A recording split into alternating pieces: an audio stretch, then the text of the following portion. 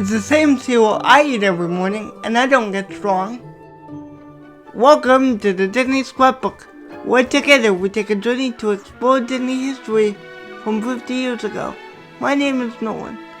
Today, I thought we'd take a look at Disney's 92-minute live-action comedy film, The Strongest Man in the World, the third of the Medfield College trilogy.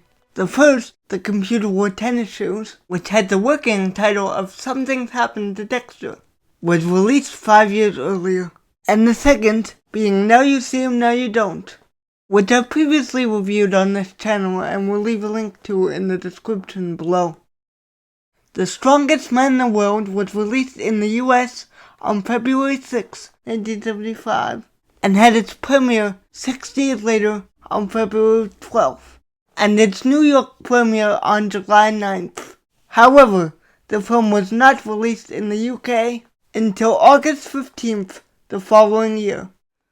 Similar to the previous two films, the plot hinges around the reputation and financial stability of Medfield College. The loyal student unintentionally thefts the laws of nature, with unexpected and sometimes hilarious results.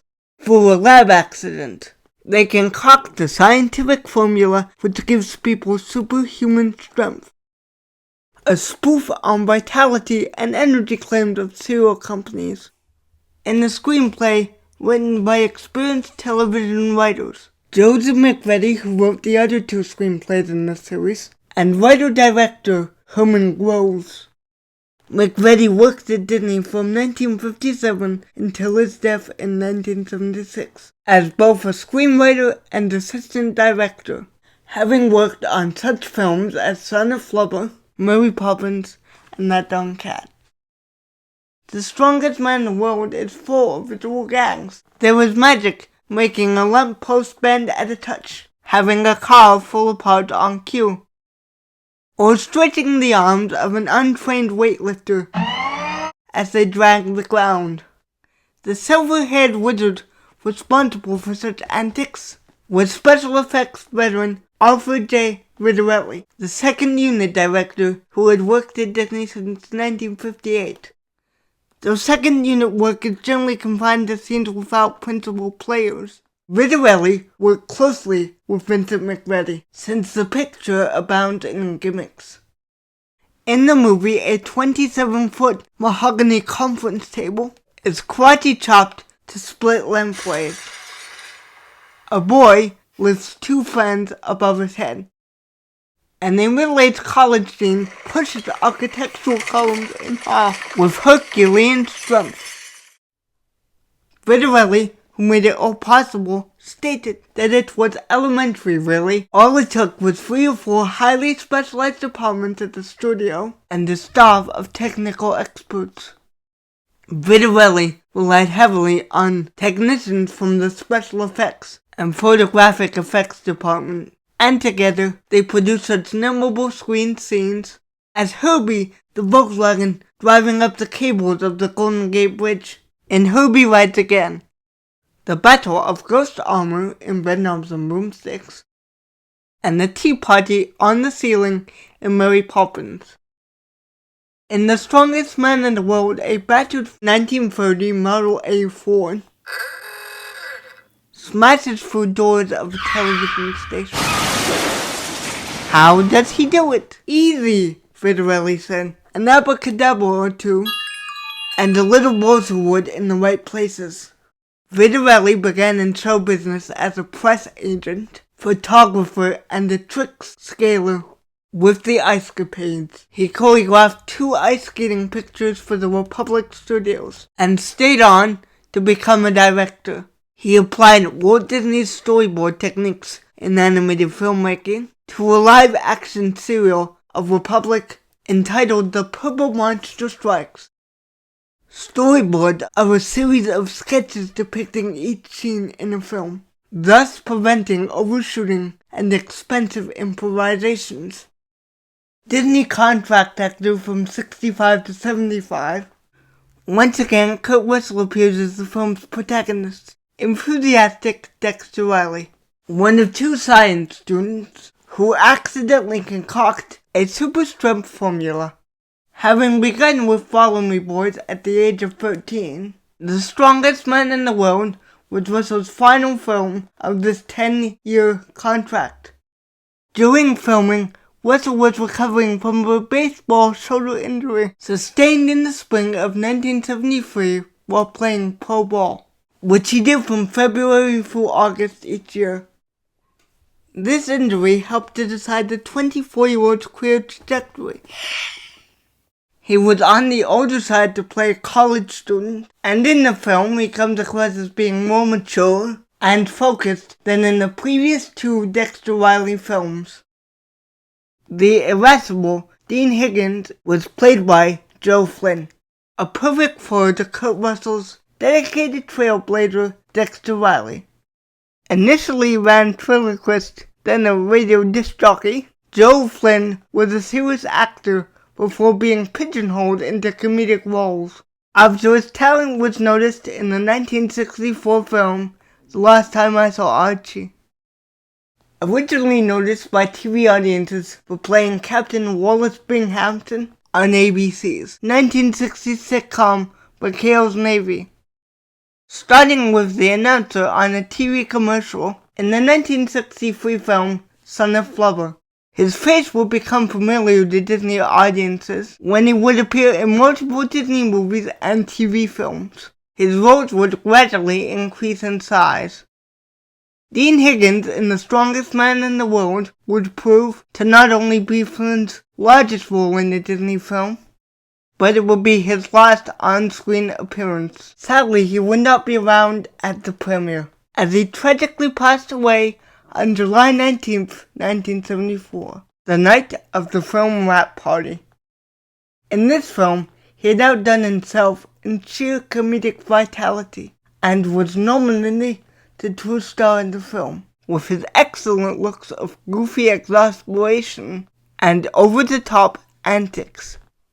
It is known that Flynn sustained a broken ankle while performing a stunt on this film, and ended up needing to wear a cast, which would indicate, like many film shoots, the scenes were shot out of order, as Dean Higgins wears a cast in the first few scenes of this film.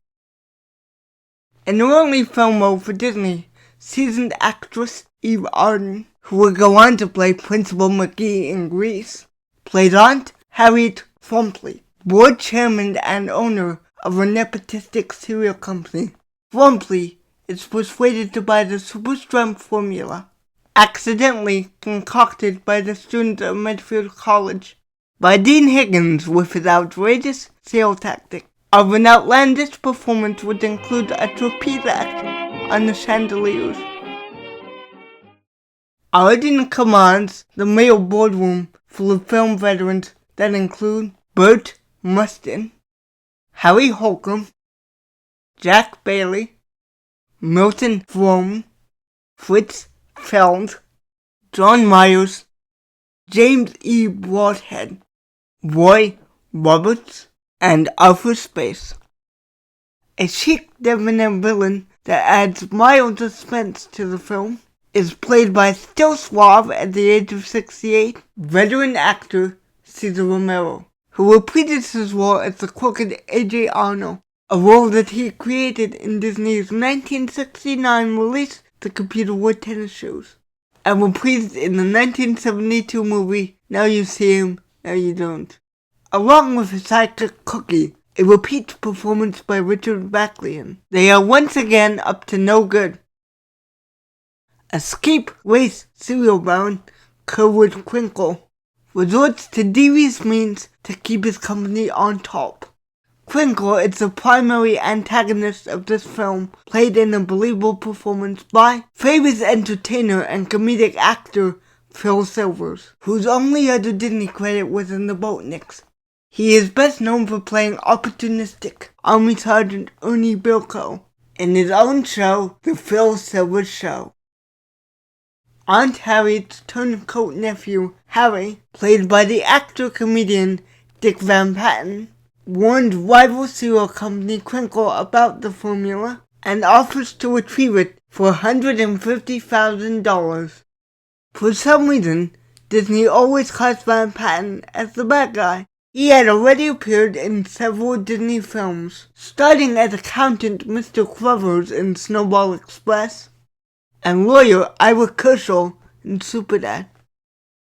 Playing Dexter Riley's sidekick, his best friend Richard Schuyler, is the 1960s and 70s Disney regular Mike McGreevy, who would eventually become a screenwriter. McGreevy, in my opinion, is once again underbilled, as the film appears to spotlight him, giving him more screen time than Russell. At this time, Russell and McGreevy were friends in real life, sharing an apartment which they would do for 4 years. This enduring friendship, which began as teenagers, would exist for more than 60 years, and in Hollywood, that is something to be treasured. In an effort to gain the secret stunt formula, Richard Schuyler is kidnapped by AJ Arno and the stooge Cookie. He is taken to a restaurant in Chinatown, where an old acquaintance of Arno's, Al Fong, played by Benton Fong, previously seen in The Love Bug, hypnotizes him. In typical Disney fashion, the name Ah Fong is an inside joke. Benton Fong, besides being an actor, also owned a popular mini chain of Chinese restaurants in LA called Ah Fong's. Working at Disney for 8 years, actor, second unit director, and stuntman Buddy Joe Hooker was the stunt coordinator on this film. Known for designing and performing vehicle stunts for movies and television, a fictionalized version of the story of his life was told in the 1978 film Hooper. Other stunt artists on The Strongest Man in the World included Dick Warlock, Kurt Russell's stunt double, veteran Denny Arnold, and John Ashby, who was at the beginning of his career. He would become known for his work on the Blues Brothers. The Disney Studios in Burbank, California, again provided the backdrop for the fictitious Medfield College. Other locations used for shooting were New Chinatown, River Park, and the Federal Penitentiary in LA. And yet another movie with the old magic formula. Disney's The Strongest Man in the World worked well, with box office takings of $6.6 million. This is probably my favorite of the Dexter Riley trilogy, comprising of a tighter script, ultimately creating a film that came across as less episodic than the previous films of this series. Joe Flynn excelled in comedic antics and had me in stitches.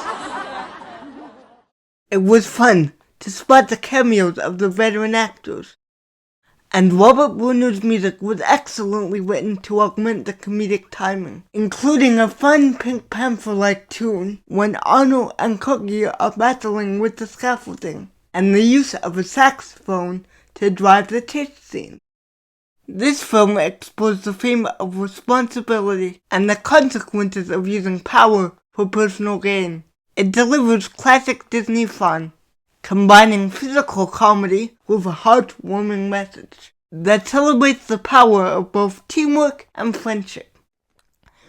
Thank you for indulging me in the study of this film. If you're looking for an evening of light-hearted entertainment, then I suggest you give this film a watch. It's available on iTunes, YouTube, Amazon Prime, Google Play, Disney Plus, and of course DVD. If you enjoyed this type of 50th anniversary content, please like, subscribe, and hit that notification bell. The Disney Scrapbook will be producing other 50th anniversary content throughout the year that will include reviews of Disney films, LPs, books, and Pinblock content. Thanks everybody for watching. TTFN, ta-da for now.